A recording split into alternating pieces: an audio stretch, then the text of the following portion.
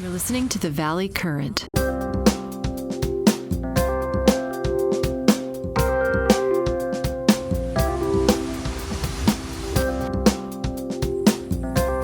Right? Okay. Good. We got little podcast about whether or not these variants are raging in the direction, or whether that in the direction of round 2, round 3, round 4, or whether that's just the press making a big deal out of this stuff. I don't know. Here in Florida, everyone is basically normal and no masks, and everyone, I think most people are vaccinated. They did get the vaccine out pretty quickly here in Florida. But I wonder, is the press, because every news story I hear makes it sound like Australia's back in lockdown, India's back in lockdown, maybe UK, or at least big cities in the UK like London are going to go back in lockdown. And the airlines, of course, are like, hey, we've got flights. People are going to get on the airplanes, so they're going to travel around, and that's going to have an effect, right? At some level. Before we begin, I want you to answer my question that I asked a couple of times. Yeah. And that is, how far or close are you to that collapsed building? Oh, that's about 300 miles south. And yeah, I saw the news report. You know, that's like an example of Miami is probably going to go underwater in the next 50 years. Of course, they're saying the same thing might happen in Manhattan. But, you know, that's got to be caused by water. That kind of deterioration without an earthquake or something big means that there was, I mean, it's not termites. This stuff was cement. The building was cement. So I'm guessing that they must have had some major water flows that were happening at the foundational level of that building. That's the only thing that makes sense to me. It's got to be water erosion at some level. But yeah, I saw the news reports and thought, man, that's just a good example of what happens as water starts to seep into foundations, right? That's what I thought. But it looks almost like a bomb went off, right? It almost looks like what happened in that Oklahoma bombing, where the whole front of the building got sort of torn into. Like the whole half of it is up and half of it is down. Well, what many Floridians don't understand is that that state has an aquifer under the entire state and even distant out from it that is filled with water that approximates one or more of the Great Lakes. Ah, okay. Interesting. I didn't know that. So you're floating on a lake. Wow. And you say you're 400 miles north? Yeah, about 300 miles north. About 300 are you miles near north. Jacksonville? Sorry? Yeah, well, we're in Tampa. So Tampa is... you're on the West Coast. Yeah, we're in Tampa on the West Coast, right. Oh, okay. Right. So you're not on the East Coast. Right. Well, in Orlando, I think I told you, if I did tell you this, let me know. Yeah. Is one of the world's best steakhouses. Oh, in Orlando? Near Disneyland, probably? Like that? I don't know. You'll have to look it up. It's called Burns, Berns. Okay. You should look at their website. They have the world's best wine cellar. Oh, is that right? They have every 4 or 5 years discovered a bottle among the 50,000 bottles that they own that sells for $20, $30, $40, $50,000 for the bottle. Wow. But if you've never been there, it's memorable. Oh, because they have a dessert room. You used to work there, didn't you? You used to work in Gainesville. Right, didn't you? Right. I worked for 2 years at the University of Florida in Gainesville. That's how I know about Florida. Yeah, that was probably a really good experience on your part, right? No, it was a disaster. It was a disaster, was it? I had a horrible experience there because of the lies that were told to me by the university leadership Ouch. and the redneck professors who had the power. Right. So the promises that they made to me I just put up were on the not screen. kept. I just put up on the screen the building that collapsed. There's so many pictures that immediately go on the web. I guess the nice thing is the pool didn't get destroyed. The pool looks like it's untouched. But your point is, Well, that location is marshland. yeah. So I'm sure they're going to discover the cause is either a partial sag, or what's that called? Subsidence. Sag hole. Yes. Probably will spread to other areas in the state, but mostly in that area. Right. I mean, it's quite a story because it comes on the day that the Democrats and the Republicans approved of an infrastructure plan of 12 trillion or some very large number. And it's amazing because it's kind of a statement, right? I know it's not relevant to the exact situation. No. That's now failing because the Republicans claim that they were blindsided by Biden because they didn't know that he prefaced the passage of the small bill on the Republicans' assistance, if needed, to pass the big bill. Oh, I thought it passed. You're saying there's more recent news that it's not passing? Well, neither of them are in any shape to pass. They can't possibly get the legislation written until September. Okay. Yeah, it's a normal delay, right? Well, it's not a delay. The two agreed upon ideas are just ideas on paper. They're not written in legalese and with all of the necessary details. Right. And then it also has to pass it has to be written by what's the senator who's in charge of the budget, and he has to write the budgetary aspects of it, or his committee does in concert with the budget office, the Congressional Budget Office. That if they get it done by September, if it's not torpedoed within the next 48 hours, if they get it done by September, it'll be a miracle. It's one of the biggest bills ever considered in Congress. Right. It's going to be 1,000 pages of writing. Yeah, I'm sure there's going to be a lot of stuff in it that's going to surprise people when the sausage gets done. But when you look at these calamities like this thing collapsing in America, do you say to yourself, this is a good example of sort of overdevelopment? Or do you just say these freaky things happen even with the best designed buildings, right? Well, the engineers in Florida who build buildings should know and do know about the aquifer problem. Yeah. That's how the Everglades are fed fresh water, because the water is draining down from what is it called, that national park in southern Georgia? Huge park. Yeah. That's where the water roughly begins. It drains underneath the peninsula and emerges in the Everglades. That's how the Everglades become the Sea of Grass. So your point is they know what the environment is like. I guess they'd have to. But people demand living there, and the contractors are only too anxious to accommodate them in order to make money. Right.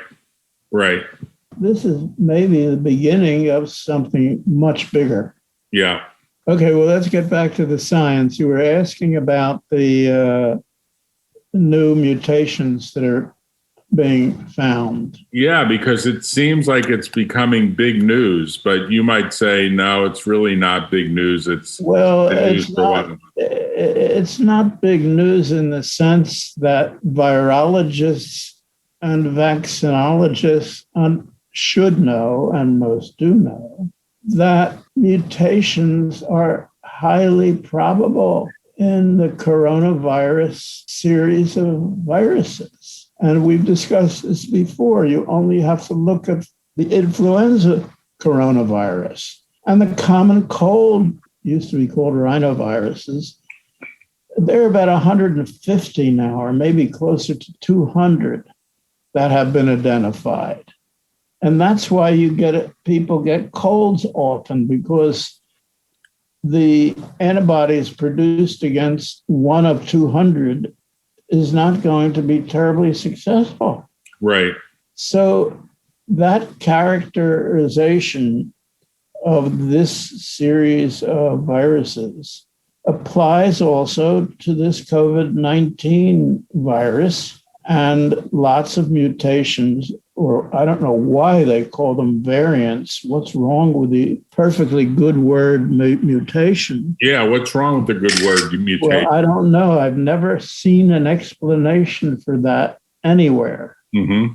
Sounds like a propaganda effort on somebody's part. Maybe they're worried that most people wouldn't understand the word mutation and would think somehow that there's some alien. Well, why would they understand the word variant? That's even more opaque. Yeah, maybe you're right. Yeah, you're right. Anyhow, the only saving aspect so far is that the vaccines currently in use are reasonably successful against the ones that are emerging.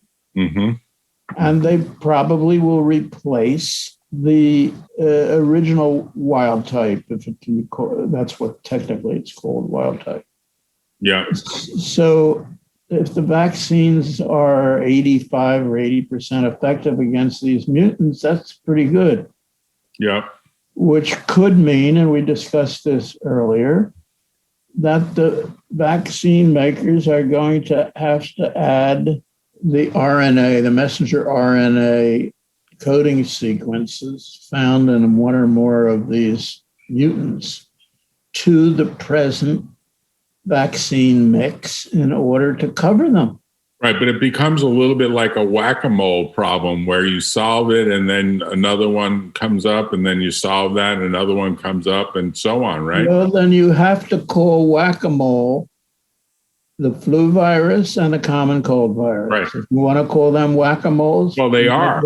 Right, they are, right? I mean, that's what happens every year. I don't call them whack-a-moles. No? I call them the product of what has been known for decades about the highly mutant capacity of that group of viruses. Right. And the common cold and flu should tell everybody who's ever had one or the other or both what to expect. It's not difficult to understand. Take a look at this data, Len. This is from February of 2020, before the big lockdown happened in March. This is a graph of the supposed number of confirmed cases. Tiny, tiny number of cases except for Japan and, of course, China. According to this data, China had almost 60,000 cases and 1,400 deaths. As of February 13, which is about a month before, everything seemed to accelerate. U.S., according to this, only had 13. That's why I asked the question of these variants. The numbers are already a lot bigger of these mutations. The numbers are already a lot bigger across different places like India, Australia, and so on. So why wouldn't we expect that things would just start to flame? Is it because the vaccine is going to sort of cause a stop in that approach, that the approach that occurred over just a month or two after this February data? If you assume this February data is right, it's probably low, is my guess. It's probably low for what really existed at the time. Well, if I understand your question correctly, It's because 99% of the populations of all of these countries are not virologists, Right. and they don't understand the biology of this group of viruses. When you tell them that that the coronavirus 19 will probably behave like the common cold corona, and or like the flu corona, then maybe they'll understand. But nobody apparently has told them that until recent time, very recent weeks or months. Right.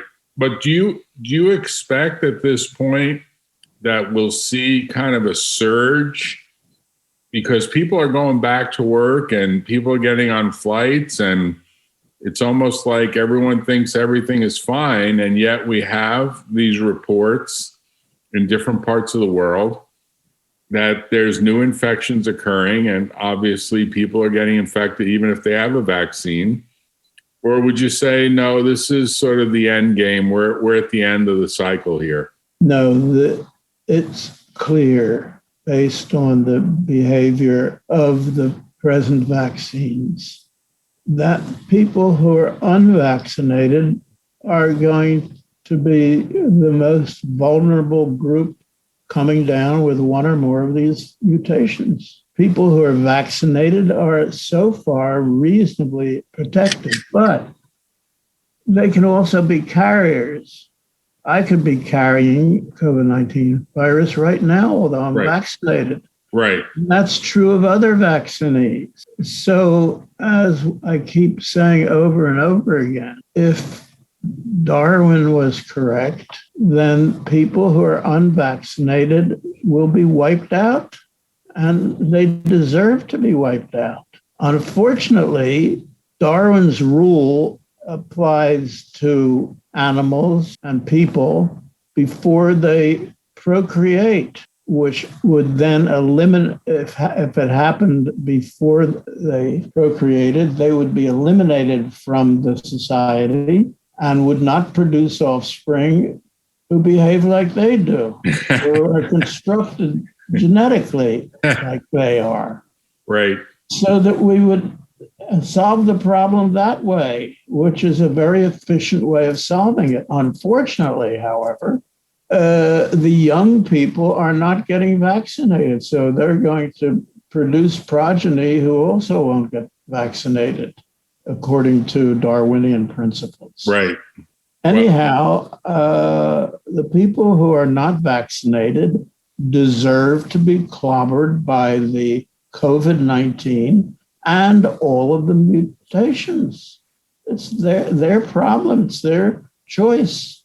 Well, they some of them have religious beliefs, of course, and some of them also have beliefs that the vaccine has some sort of mind control or some sort of... That's no different than the Trumpers. Right. Who believe God knows what. I mean, You can't invent this ridiculous story that they won't believe. Although today or yesterday, Giuliani got suspended from the practice of law in New York for all the false representations he made in trying to get Donald Trump to win the election through the court process. That's very rare that a lawyer gets suspended for what happens in court. That's really what's going to happen within the next month or so is this Arizona phony recount by the Ninja organization is going to produce a report proving to their minds that election in that county was won by Trump. Yeah. Then we're going to be faced with that propaganda and that big lie. Right. And that's going to persuade the people who like that lie to propagate it in the other 14 countries, I think, that are susceptible to that crap. Right. So this country is facing something right out of medieval experiences, like we're back in the Dark Ages, where people it feels like believe in witches and dragons and ghosts and fairies and all that stuff before the Age of Enlightenment. It feels like a civil war is next. It almost feels at that level. Well, I don't know about that, but if that happens, I hope I'm dead by that time. Now you're sounding like my mom. Now you're sounding like my mom, Len. Be careful what you wish for, you know. You're sounding like my mom. Well, I don't have to wish for it because my life expectation right now is about 2 years, and it's going to diminish annually from now on. So you might outlive your mom. So you're shooting for 100. Well, that's a long shot. I will be stricken by lightning in the form of a stroke or a heart attack any minute now. And my life is arranged around that premise. My communications with my children are all based on that high probability. So let me ask you, have you visited the Galapagos Islands, given your reference to Darwin? And if not, no, is that a place you want to go? No, Ruth and I wanted to, but we never had the opportunity. I have read at the age of 15 or 16, Darwin's major treatise, but I haven't read his other books. Well, do you want to go to the Galapagos as a gift from me? Because Lee and I are talking about going. I'm serious, Len. We're talking about going later this year in October, or maybe it's next year. Maybe it's next year. I forget. There's a boat. There's a small, like 50-person yacht, or maybe 40-person yacht. Yeah, I know. That's being assembled. People are being assembled to go. And I said to Lee, I need to ask Len, given how much he's sort of a follower and a student of Darwin, and the fact that it would seem like you would want to definitely include that in your life plan to go visit that island. But maybe the island's more like Disneyland at this point. I don't know. Well, until this moment, I wouldn't do it alone. But if I do it with other people, would consider it. But one of the best organizations that does cruises, and I've done several with them, is TAUC, TAUCK. And you should look them up because they do cruises for people who don't have much money.